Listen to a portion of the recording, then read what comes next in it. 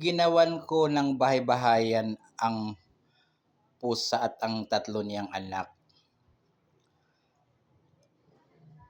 Dito sila sa lapag. Meow, meow. Ayan. 3 anak niya, ang cute.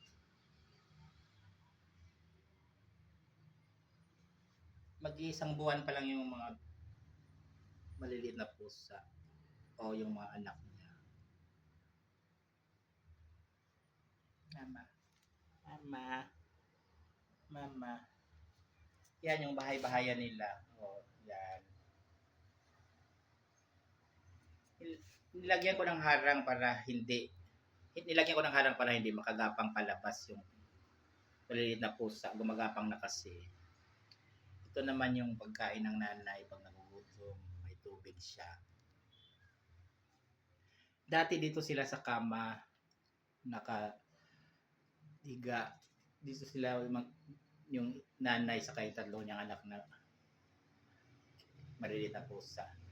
Kaso, nahuhulog na ngayon, gumagapang na para safe sila hindi mahulog. Dito na lang sa lapag.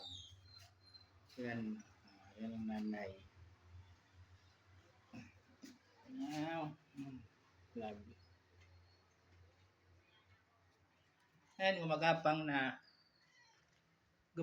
mga anak niya. Ay, mag-tip na. Kailangan na talagang lagyan ng harang. Ayan, o.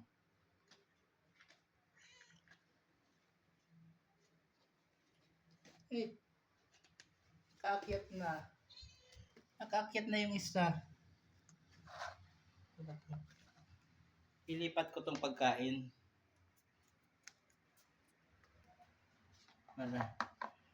Para hindi maabot ng kuting maliliit na pusa.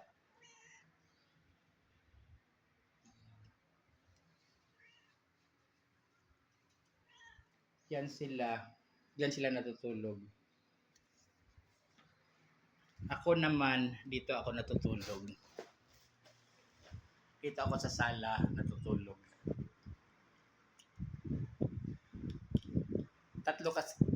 Tatlo kasi bali yung kung saan pwedeng matulog. Yan. Kwarto na yan. Ito pa, kwarto bakante rin to. Saka dito. Pero mas gusto ko dito sa sala matulog. Masaya na ako, nakita ko na maayos ang mga pusa. Iwan ko, pero pagmahal ako sa mga pusa, aso.